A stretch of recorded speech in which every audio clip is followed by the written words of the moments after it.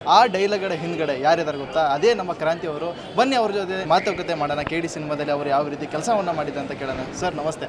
ನಮಸ್ತೆ sir. Sir ಹೇಗಿದ್ದೀರಾ? ಚೆನ್ನಾಗಿದ್ದೀನಿ ಸರ್. ತುಂಬ ಖುಷಿ ಇದೆ ಸರ್. ಯಾಕಂದರೆ ನಾವು 3 ವರ್ಷ ಏನು ಕಷ್ಟಪಟ್ಟಿದ್ವೋ, ಎಷ್ಟು ವರ್ಷ ಚೇಂಜ್ ಮಾಡಿದ್ವೋ ಅದು ಯಾರಿಗೂ ಬೇಕಾಗಿಲ್ಲ ಸರ್. ಫೈನಲಿ ಸ್ಕ್ರೀನ್ ಮೇಲೆ ಜನ ಏನು ನೋಡ್ತಾರೆ, ಏನು ಇಷ್ಟಪಡ್ತಾರೆ ಅನ್ನೋದು ಅದು ತುಂಬ ದೊಡ್ಡ ಮ್ಯಾಟ್ರ್ ಆಗುತ್ತೆ. ಆಸ್ ಎ ರೈಟ್ರಾಗಿ ಆ ರೆಕಗ್ನೈಸೇಷನ್ನು ಫ್ಯಾನ್ ಶೋ ಇಂದ ಆಲ್ರೆಡಿ 6 ಗಂಟೆಯಿಂದನೇ ಶುರುವಾಗಿದೆ. ಇಂಟರ್ವಲಿಂದನೇ ಫೋನ್ಗಳು, ತುಂಬ ಫೋನ್ ಕಾಲ್ಗಳು, ಇಂಡಸ್ಟ್ರಿ ಡೈರೆಕ್ಟರ್ಗಳು, ಒಂದಷ್ಟು ನನ್ನ ಇಷ್ಟಪಡೋ ಕೆಲವು ಹೀರೋಗಳು, ನಾವು ಯಾರ ಜೊತೆ ಚೆನ್ನಾಗಿದೆ ಅವರೆಲ್ಲ ಫೋನ್ ಮಾಡ್ತಿದ್ದಾರೆ. ಅದು ತುಂಬ ಖುಷಿ ಇದೆ ಸರ್. ಅದರಲ್ಲಿ ಪ್ರತಿ ಸಲ ಒಂದು ಡೈಲಾಗ್ ಬರುವಾಗಲೂ ನಾನು ಬರೆದಿರೋ ಡೈಲಾಗ್ ನನಗೆ ಕೇಳಿಸಲ್ಲ, ಆ ಥರ ಶಿಳ್ಳೆ ಹೊಡಿತಿದ್ದಾರೆ, ಕಿರಿಸ್ತಾ ಇದ್ದಾರೆ.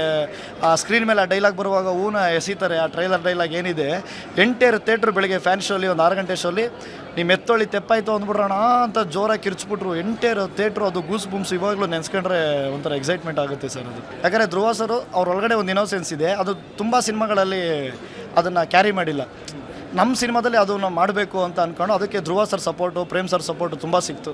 ಮಗ ಪಾತ್ರನ ಈ ಥರ ಡಿಸೈನ್ ಮಾಡೋಣ, ಅವನೊಂಥರ ಬೇರೆ ಥರನೇ ಮಾತಾಡಬೇಕು ಮಗ, ನಾರ್ಮಲ್ಲು ಬೇರೆಯವ್ರು ಮಾತಾಡ್ತಾರಲ್ಲ ಹಂಗೆ ಮಾತಾಡಬಾರ್ದು ಅಂತ ಅಂದ್ಬಿಟ್ಟು ಅದು ಇವತ್ತು ಆಡಿಯನ್ಸ್ ಎಲ್ಲ ಇಷ್ಟಪಡ್ತಾಯಿದ್ರೆ. ಎಸ್ಪೆಷಲಿ ಧ್ರುವ ಸರ್ ಫ್ಯಾನ್ಸು, ಅಣ್ಣ ನಮ್ಮ ಬಾಸ್ನ ಬೇರೆ ಥರನೇ ಬರ್ತಿದ್ಯಾ ಅಣ್ಣ ನೀನು, ಬೇರೆ ಸಿನಿಮಾ ಎಲ್ಲೋ ಸೆಕೆಂಡ್ ಹಾಫ್ ನೋಡ್ಬಿಟ್ಟು ಅಂತೂ ನಮ್ಮ ನುಗ್ಗಿ ಹೊಡಿ ಸಾಂಗು ಅಲ್ಲಿಂದ ಅಂತೂ ಜನ ಫೋನ್ ಮೇಲೆ ಫೋನ್ ಬರ್ತಲೇ ಇದೆ ಶೋ ಮುಗ್ದಾಗಿಂದ.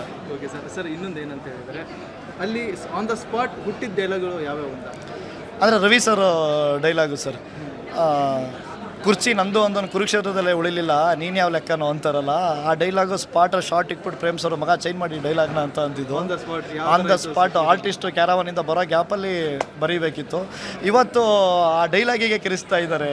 ಆ ರವಿ ಸರ್ ಒಂದು ರಿಯಾಕ್ಷನ್ಸ್ ಆಗಿರ್ಬೋದು, ಅಂದರೆ ಒಂದು ಮಾಸ್ ಅಪೀಲು. ರವಿ ಸರ್ ನಾವೇನು ಕ್ರೇಜಿ ಸ್ಟಾರ್ ಅಂತ ಏನು ನೋಡಿದ್ವು, ಇವತ್ತು ಒಂದು ಮಾಸ್ ಅಪೀಲ್ನ ಜನ ಇಷ್ಟಪಡ್ತಾ ಇದ್ದಾರೆ ಒಂದು ಸಂಭಾಷಣೆಯಲ್ಲಿ. ಅದು ತುಂಬ ಮೆಸ್ಮರೈಸಿಂಗ್ ಮೂಮೆಂಟ್ ಸರ್. ಸರ್ ಇವಾಗ ಏನಂದರೆ ರೈಟರ್ ಆಗಿ ಪ್ಯಾನ್ ಇಂಡಿಯಾ ಆಗಿ ಕೆಲಸ ಮಾಡಿದಾರಲ್ಲ ಸರ್, ಯಾವ ಥರ ಫೀಲ್? ಅದೇ ನನ್ನ ಅದೃಷ್ಟ ಅಂತ ಹೇಳ್ಬೋದು ಸರ್. ಯಾಕಂದರೆ ಪ್ರತಿ ಸಲ ಎಂಥ ಒಳ್ಳೆ ಕಬ್ಬಣ ಆದರೂ ಯಾವ ಕುಲ್ಮೆಗೆ ಬೀಳುತ್ತೆ, ಎಂಥ ಸುತ್ತಿಗೆ ಏಟು ಬೀಳುತ್ತೆ ಅನ್ನೋದು ಮ್ಯಾಟ್ರ್ ಆಗುತ್ತೆ. ಆವಾಗ ಅದು ಭೂಮಿ ಉಳೋ ನೇಗ್ಲಾಗುತ್ತೋ ಇಲ್ಲ ಒಂದು ಕತ್ತಿ ಆಗುತ್ತೋ ಮಚ್ಚಾಗುತ್ತೋ ಅನ್ನೋದು ಅದ್ರ ಮೇಲೆ ಡಿಪೆಂಡ್ ಆಗುತ್ತೆ. ಇವತ್ತು ನಾನೊಂದು ಒಳ್ಳೆ ಕುಲ್ಮೆಗೆ ಬಿದ್ದಿದ್ದೀನಿ, ಪ್ರೇಮ್ ಸರ್ ಅಂತ ಕುಲ್ಮೆ. ಬೇರೆ ಬೇರೆ ಆರ್ಟಿಸ್ಟ್ಗಳು ಎಲ್ಲರೂ ಸೇರಿ ಸುತ್ತಿಗೆ ಥರ ಅವ್ರದ್ದೊಂದಷ್ಟು ಅನುಭವಗಳನ್ನ ನನ್ನ ಜೊತೆ ಶೇರ್ ಮಾಡ್ಕೊಂಡು ಆ ಸಿನಿಮಾದಲ್ಲಿ ಸಂಭಾಷಣೆಗೆ ತುಂಬ ಹೆಲ್ಪ್ ಮಾಡಿದ್ದಾರೆ. ಅದು ತುಂಬ ಖುಷಿ ಇದೆ ಸರ್. ಇನ್ನೊಂದೇನಂತ ಹೇಳಿದರೆ, ನೀವು ತುಂಬ ಸೀರಿಯಸ್ ಆಗಿ ಆಲೋಚನೆ ಮಾಡಿ ಡೈಲಾಗ್ ಬರೆದಿರ್ತೀರ.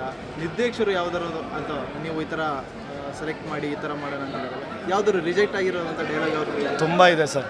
ಒಂದು ಈ ಸಿನಿಮಾದಲ್ಲಿ ಎಷ್ಟು ರಿಜೆಕ್ಷನ್ ಆಗಿದೆ ಸರ್? ನನ್ನ ಪ್ರಕಾರ ಒಂದು 100-150 ಡೈಲಾಗ್ ರಿಜೆಕ್ಟ್ ಆಗಿದೆ. 150 ಆರಾಮಾಗಿ ರಿಜೆಕ್ಟ್ ಆಗಿದೆ ಸರ್. ಅವಾಗ ಯಾವ ಥರ ಫೀಲ್ ಮಾಡಿದ್ದೀರಿ? ಅಂದರೆ ಫೀಲ್ ಏನಿಲ್ಲ ಸರ್, ನಮ್ಮ ಕೆಲಸನೇ ಅದಲ್ವಾ. ಯಾಕಂದರೆ ಈ ಸಿನಿಮಾನ ನಾನು ತುಂಬ ಪರ್ಸ್ನಲಾಗಿ ತಗೊಬಿಟ್ಟಿದೆ. ಇಲ್ಲ, ಈ ಸಿನಿಮಾ ನನ್ನ ಕೆರಿಯರಲ್ಲಿ ಏನೋ ಒಂದು ಆಗಲೇಬೇಕು, ಈ ಥರ ಸ್ಟಾರ್ ಕ್ಯಾಸ್ಟು, ಈ ಥರ ಅದ್ದೂರಿ ವೆಚ್ಚ, ಒಂದು KV ಪ್ರೊಡಕ್ಷನ್ ಕೊಟ್ಟಿರೋ ಸಪೋರ್ಟ್ ಆಗಿರ್ಬೋದು, ಇದು ಫ್ಯೂಚರಲ್ಲಿ ಸಿಗುತ್ತೋ ಇಲ್ವೋ ಗುರು, ನಾಳೆ ಬೆಳಿಗ್ಗೆ ಜೀವನ ಇಲ್ಲ ಅಂದಾಗ ಇವತ್ತೊಬ್ಬ ಹೇಗೆ ಬದುಕ್ತಾನೋ ಆ ಥರ ಒಂದು ಪರ್ಸ್ನಲಾಗಿ ತಗೊಂಡು ಬರ್ದಿದ್ದು ಸಿನಿಮಾ ಇದು. ಎಷ್ಟು ರಿಜೆಕ್ಟ್ ಆದರೂ ಏನೂ ಬೇಜಾರಾಗ್ತಿರಲಿಲ್ಲ ನನಗೆ. ಇವತ್ತು ಒಂದು ಬೆಸ್ಟ್ ಸ್ಕ್ರೀನ್ ಮೇಲೆ ನೋಡ್ತಾ ಇದ್ದಾರೆ ಎಲ್ಲರೂ, ಎಲ್ಲ ಎಂಜಾಯ್ ಮಾಡ್ತಾ ಇದ್ದಾರೆ. ಪ್ರತಿ ಪಾತ್ರದ ಒಂದು ಪೋಷಣೆ ಆಗಿರ್ಬೋದು, ಅದು ಸಂಭಾಷಣೆ ಆಗಿರ್ಬೋದು, ಅದೆಲ್ಲ ಇಷ್ಟಪಡ್ತಿರೋದು ಖುಷಿ ಇದೆ. ಇವತ್ತು ನಾನು ಇಲ್ಲಿ ನಿಂತಿರೋದಕ್ಕೂ ಅವರೇ ಕಾರಣ ಅಂತ ನಾನು ಲಾಸ್ಟ್ ಪ್ರೆಸ್ ಮೀಟಲ್ಲಿ ಹೇಳಿದೆ. ಅದು ಅಷ್ಟೇ ಸತ್ಯ ಸರ್.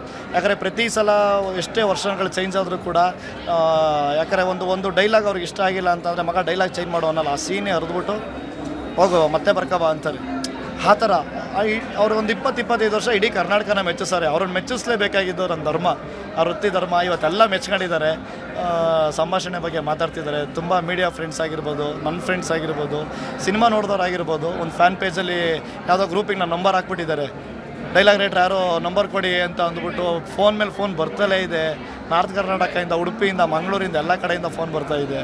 ಅದು ತುಂಬ ಖುಷಿ ಇದೆ ಸರ್. ನೆಕ್ಸ್ಟ್ ಪ್ರಾಜೆಕ್ಟ್ ಯಾವುದು ಸರ್? ಸರ್ ನೆಕ್ಸ್ಟ್ ನಡೀತಾ ಇದೆ ಸರ್ ಬೃಂದಾವಿಹಾರಿ ಅಂತ ಗಣೇಶ್ ಸರ್ದು. ಅದೇ ಗಣೇಶ್ ಸರ್ದು ಪಿನಾಕ ಅಂತ ಒಂದು ಸಿನಿಮಾ, ಒಂದು ಮೈಥಾಲಜಿಕಲ್ ಬೇಸು ಆ ಥರ ನಡೀತಾ ಇದೆ. ಅದು ಬಿಟ್ಟು ಸೀತಾರಾಮರಾಜು, ದರ್ಶನ್ ಅಂತ, ಆಮೇಲೆ ನಿರೂಪ್ ಭಂಡಾರಿ ಅವ್ರದ್ದು ಒಂದು ಸಿನಿಮಾ ಬರೀತಾ ಇದ್ದೀನಿ. ಈ ಥರ ಬೇರೆ ಲೈನಪ್ಗಳ ಹೆಸರುಗಳಿಟ್ಟಿಲ್ಲ, ಇನ್ನೂ ನಡೀತಾ ಇದೆ ಸರ್. ಈ ನಾರ್ತ್ ಕರ್ನಾಟಕದಲ್ಲಿ ನಾನು ಬರೆದಿರೋ ಡೈಲಾಗಿಗೆ ಬ್ಯಾನರ್ ಹೊಡಿಸಿದ್ದಾರೆ. ಅಲ್ಲಿ ನನ್ನ ಫೋಟೋ ಹಾಕಿದ್ದಾರೆ, ಧ್ರುವ ಅಣ್ಣ ಪಕ್ಕ ಇರೋದು. ಇನ್ಸ್ಟಾಗ್ರಾಮಲ್ಲಿ ಫೋಟೋಗಳನ್ನ ತಗೊಂಡು ಅದು ಬೆಳಗ್ಗೆಯಿಂದ ಬರ್ತಾ ಇದೆ. ಅದು ನಾವೆಲ್ಲ ಎಕ್ಸ್ಪೆಕ್ಟೇ ಮಾಡಲ್ಲ ಈ ಥರ ಒಂದು ಲೈಫು ಒಬ್ಬ ರೈಟ್ರಿಗೆ ಸಿಗುತ್ತೆ ಅಂತ ಅಂದ್ಬಿಟ್ಟು. ಅದು ನನಗೆ ಸಿಕ್ಕಿರೋದು ನನ್ನ ಅದೃಷ್ಟ ಸರ್.